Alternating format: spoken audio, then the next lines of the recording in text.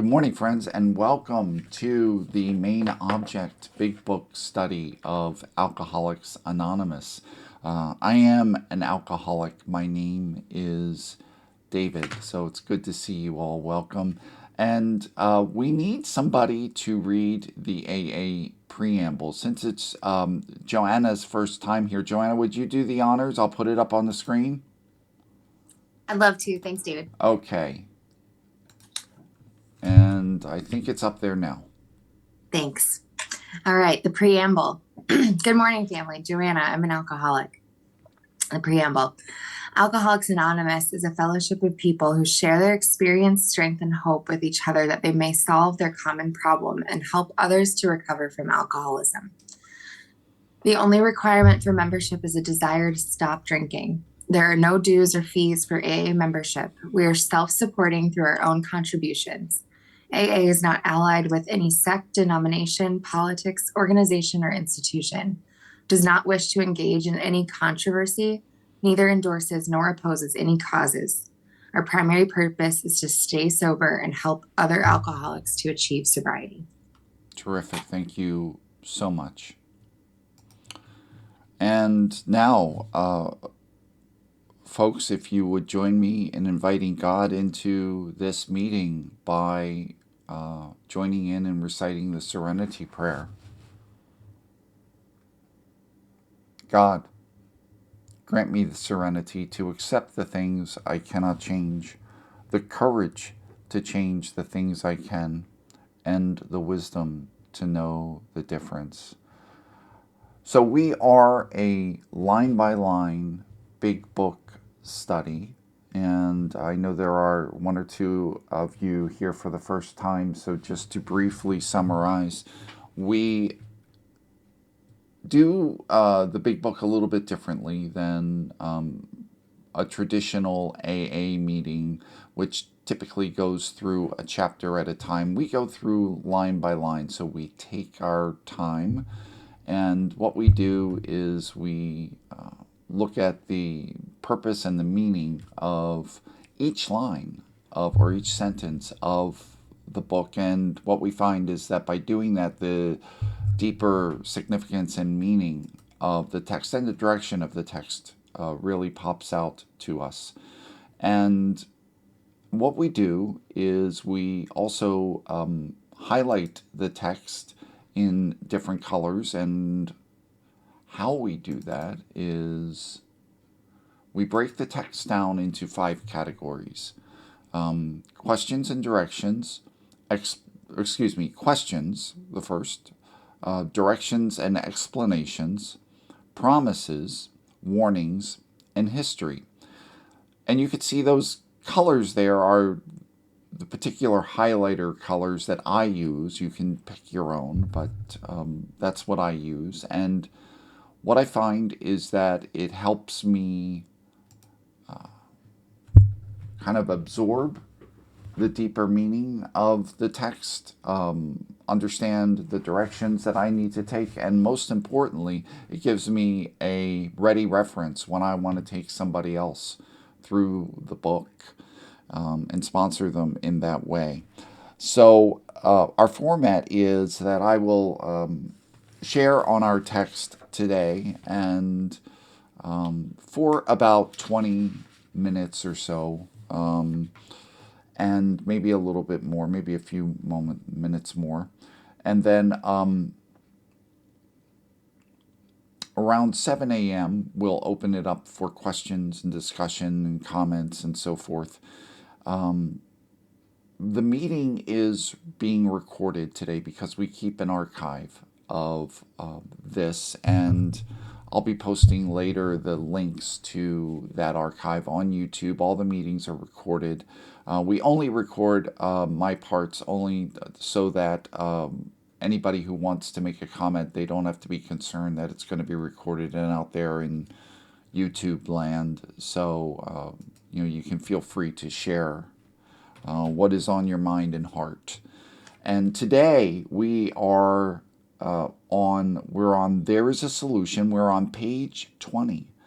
And we're starting near the top where it says, you may have already.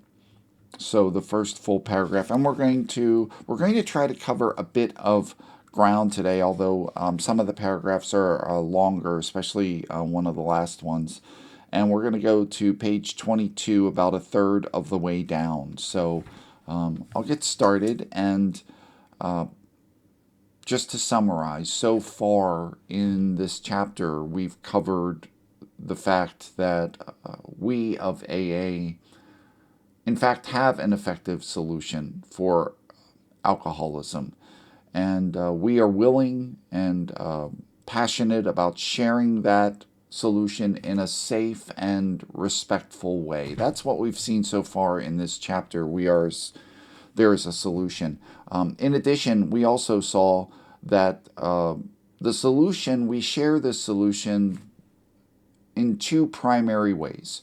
One is through the book, and that could be reading the book individually or a sponsor sharing the book or taking a sponsee through the book. And the second way is we demonstrate the principles of the book in our own lives, and which I think is just critical. We are the example, and I can just speak from experience practicing when they talks about step 12, practicing these principles in all our affairs.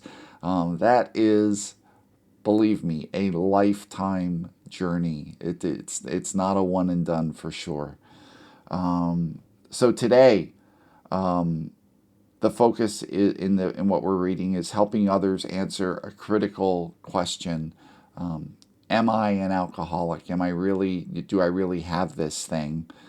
And we do that by detailing two things. One, many of the common misconceptions that a lot of people experience or may have themselves about the disease.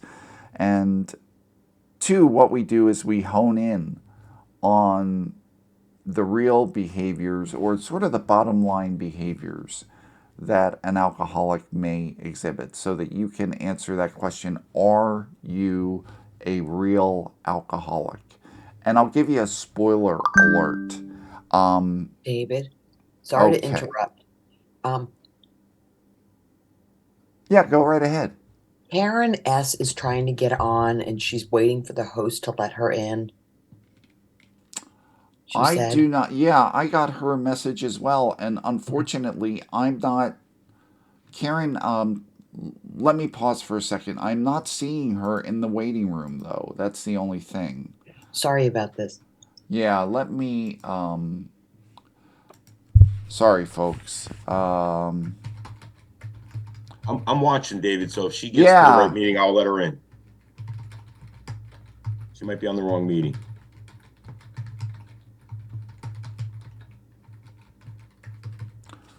All right. Let me do this. I'm just going to send her the flyer, and there we go. She might be trying to get into the GMA meeting with that code, so I'm not sure. So, okay, back to, we were talking about a real alcoholic, and I'm going to give you a little spoiler alert. When we read into the text, what we find, even though we may hear something different in meetings from time to time, being a real alcoholic has little to do with the amount we consumed or how severely we responded or reacted to other people when we drank. It has something to do, it's something else entirely, and we'll see that in a bit. So let's jump in. We are on page 20, and we're starting at that first full paragraph, which starts with a question. So I have that highlighted in orange, which is: you may already have asked yourself, why is it that all of us became so very ill from drinking? This is a personal choice here for the next sentence. The personal choice is, I have that highlighted as a promise, and I'll explain why. Doubtless you are curious to discover how and why. in the face of expert opinion to the contrary. We have recovered from a hopeless condition of mind and body. So several things. I'll explain. I have that highlighted in blue as a promise. Now, the reason that I have that highlighted in blue as a promise is where it says, doubtless you are curious to discover how and why. For me, it was only through the grace of God that I was given the curiosity and the desire to look more deeply at my own behavior and to actually be curious. Because prior to that, I knew. I know the answer. I know what's wrong. And it has something to do with what my parents did to me and what you're doing to me and so forth and so on.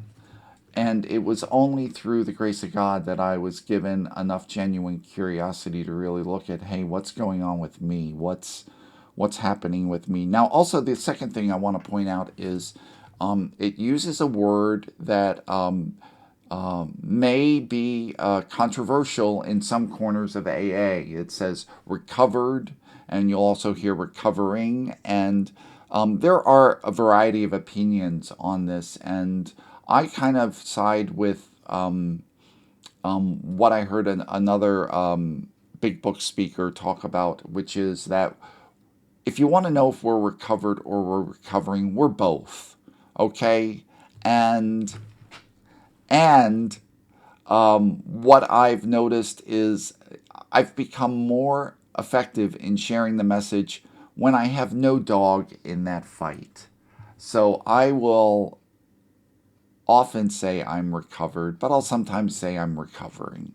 And the big book tends to use the word recovered, but the 12 and 12 uses both.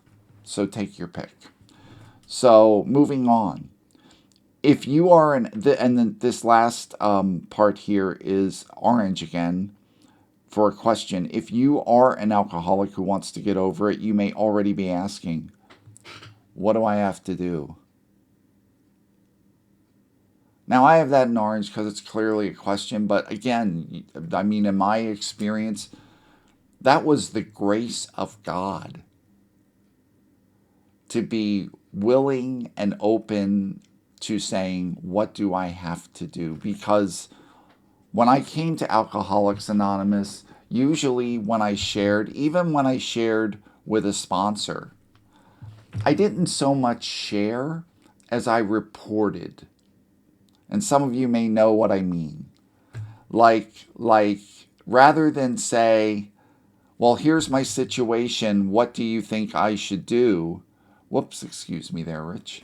And rather than say that, I would say, here's the situation, here's what happened, here's how I solved it, everything is good, thanks so much, I'll talk to you next week. And that's how I did a lot of my sharing in Alcoholics Anonymous. So moving onward. We're assuming now that someone wants to know what's going on and they want to know what they have to do, because we're assuming those individuals are desperate. And then the next paragraph I have in green as an explanation. It is the purpose of this book to answer such questions specifically. We shall tell you what we have done. Before going into a detailed discussion, it may be well to summarize some points as we see them. And now it gets into the meat of what we're going to be reading today, which is really first it talks about misconceptions, then it hones in on the actual, I guess you could call it almost a diagnosis, but of course we're not doctors, it's not a medical diagnosis. The next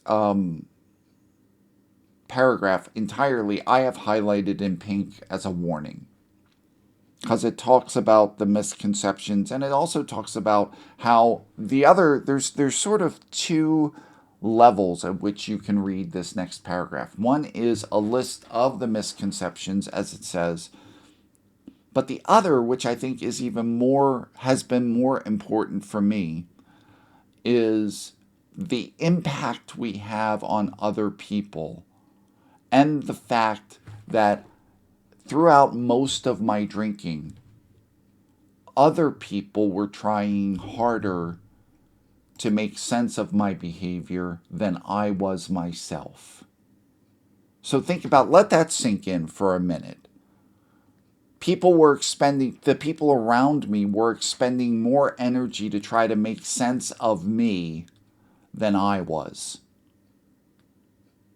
So, how many times people have said to us, I can take it or leave it alone.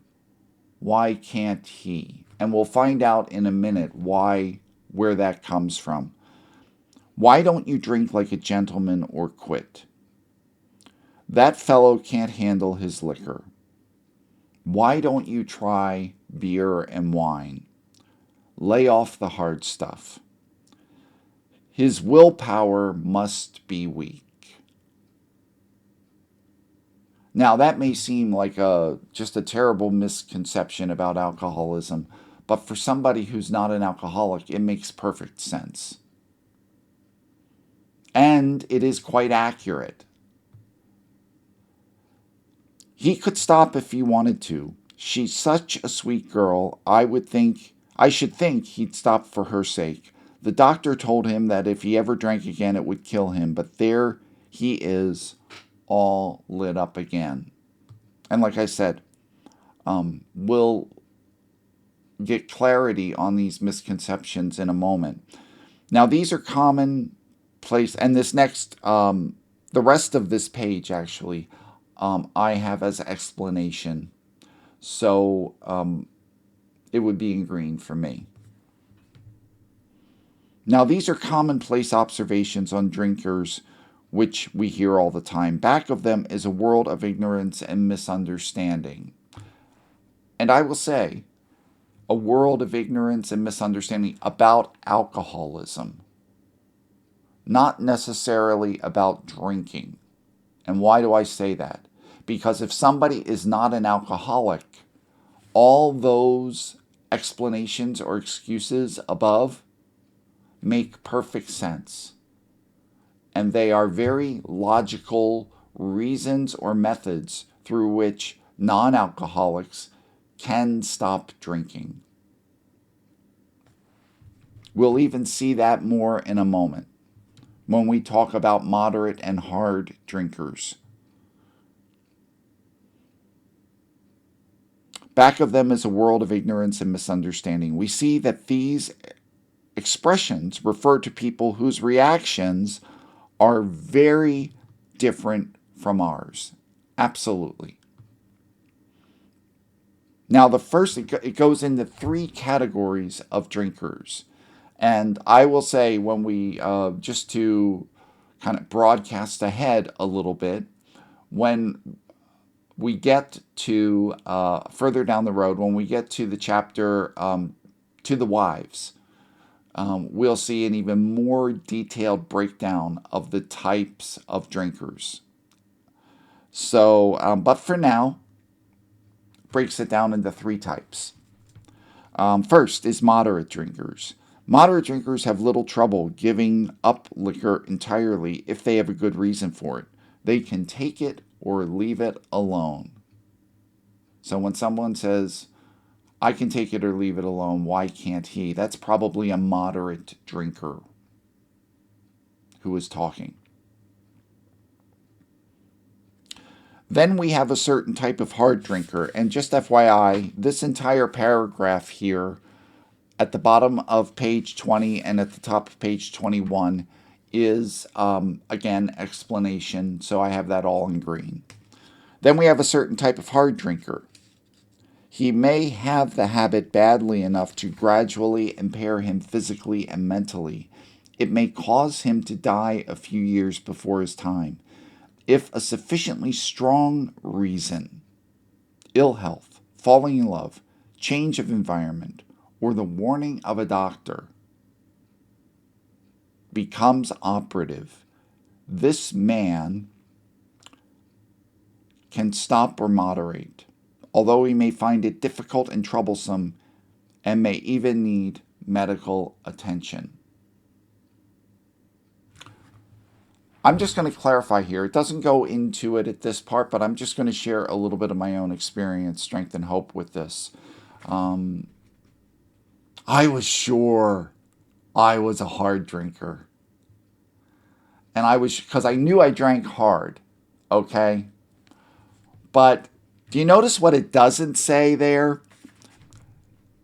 It doesn't say this hard drinker needed to go to a 12-step fellowship and have a sponsor and dedicate themselves to God and working for others. It doesn't say that. And I loved the fact that it didn't say that, because it meant I didn't have to do all the things that I didn't want to do. And it also says that I can take care of the problem myself. And I will tell you, I came to AA and participated in the Alcoholics Anonymous program basically acting like a hard drinker. Meaning, okay, I'll go to the 12-step fellowship, but I'm going to take these meetings as an instructional class rather than a fellowship in which, and what I mean by that is I'm going to stay here, I'm going to come here, I'm going to listen, I'm going to absorb, and then apply all the tips and tricks I hear by myself. Meaning, I don't need a sponsor. I'm just a hard drinker. I don't need to do service. I'm just a hard drinker. But one of the things and this is just my own experience, some of your experience may vary. One of the things I found that separates a drinker from a hard drinker rather, from an alcoholic, is that if you take the alcohol away from a hard drinker, they start to feel better with nothing more than removing alcohol. But for me as an alcoholic, who's actually, it's not just, alcohol wasn't just my problem, it was my solution. When I took away drinking, I actually got worse. Because I didn't have then. I was removing the only remedy, even though it was an ineffective remedy. I was removing the only remedy I had to my alcoholism. And I see some of you shaking your heads, so you can, I'm assuming some of you relate to what I'm talking about. So anyway, there's at least the difference as I see it between an alcoholic and a hard drinker. Now, the rest of this page, actually almost everything except for the last paragraph, the last tiny paragraph we'll read today, the rest of this page I have all in pink as a warning. What about the real, you could also have it as, you could say it's explanation. That's fine. Personally I see it as a warning. But what about the real alcoholic? And I want to pause a moment again and say, you will hear people refer to themselves as, I am a real alcoholic.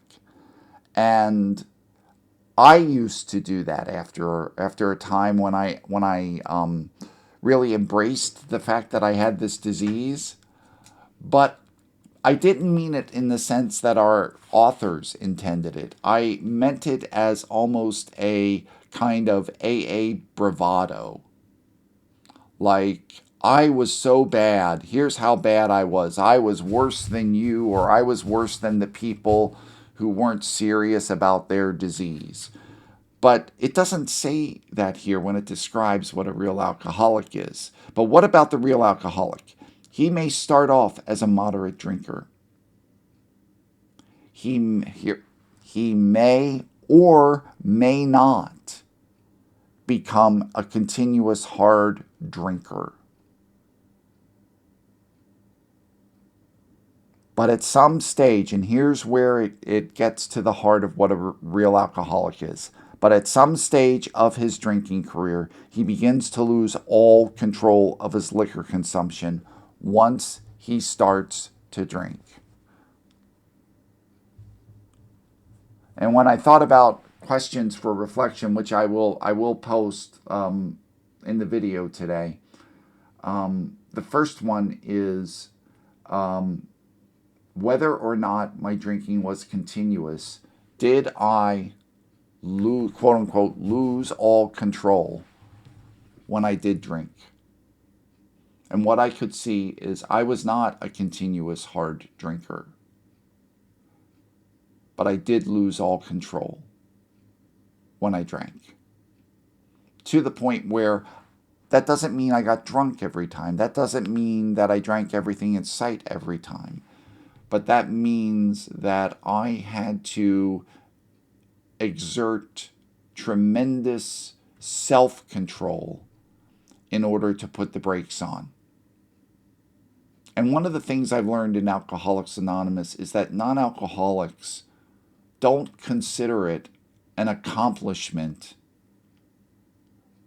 when they don't go all the way.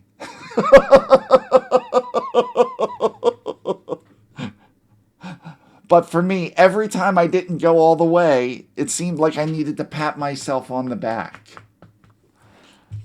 A non-alcoholic isn't proving anything by not drinking anything in sight. Or not drinking everything in sight, rather. But somehow I had this logic that I was proving something every time I did not drink everything in sight. But what about the real alcoholic? He may start off as a moderate drinker. He may or may not become a continuous hard drinker. But at some stage in his drinking career, he begins to lose all control of his liquor consumption once he starts to drink. And here is a fellow who has been puzzling you, especially in his lack of control. He does absurd, incredible, and tragic things while drinking. Now, that's very true. I think what's important, because it may seem like there are some contradictory statements in this paragraph, and how I've made sense of that is to realize that this paragraph is almost written from the perspective of what other people see or other people witness of us, not what we assess in ourselves. I hope that makes sense. He is a real Dr. Jekyll and Mr. Hyde. He is seldom mildly intoxicated. He is always more or less insanely drunk. Now again, when I look back on my drinking history, it's not accurate to say I was always more or less insanely drunk. However, it was the perception of the people around me that I was. His disposition while drinking resembles his normal nature but little. He may be one of the finest fellows in the world, yet let him drink for a day and he frequently becomes disgustingly, even dangerously antisocial. And that's another question that I have for reflection. In what ways was I disgustingly, even dangerously antisocial? And that's going to differ for each individual. He has a positive genius for getting tight at exactly the wrong moment, particularly when some important decision must be made or engagement kept. He is often perfectly sensible and well-balanced concerning everything except liquor, but in that respect he is incredibly dishonest and selfish. Now again, I didn't think I was dishonest or selfish. I thought I was the most selfless person in the world. except when it was absolutely necessary to not be. And the more I drank, the more often it became absolutely necessary to not be selfless. He often possesses special abilities, drinks. Try that again. He often possesses special abilities, skills, and aptitudes, and has a promising career ahead of him. He uses his gifts to build up a bright outlook for his family and himself, and then pulls the structure down on his head by a senseless series of sprees. He is a fellow who goes to bed intoxicated, so intoxicated he ought to sleep the clock around. Yet early the next morning he searches madly for the bottle he misplaced the night before. If he can afford it, he may have liquor concealed all over the house, to be certain no one gets his entire supply away from him to throw down the waste pipe. As matters grow worse, he begins to use a combination of high-powered sedative and liquor to quiet his nerves so he can go to work. Bear in mind, okay, because the big book does talk about drug use, especially in some of the stories, in particular Dr. Bob's story. The thing that I tune into here is that the drug use that they're describing is in service to the drinking. It makes the drinking easier, or it prolongs the drinking. It is not, and I guess you could say this is splitting hairs, but it is not the primary focus of that person's addiction. And I say that because it is important to stay focused on our primary purpose, which is addressing alcoholism.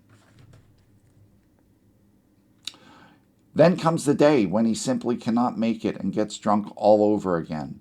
Perhaps he goes to a doctor who gives him morphine or some sedative with which to taper off. Again, the drugs are in service to the drinking, or in this case, tapering off the drinking.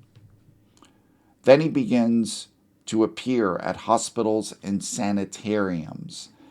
And today we would say at hospitals and rehabs or detoxes.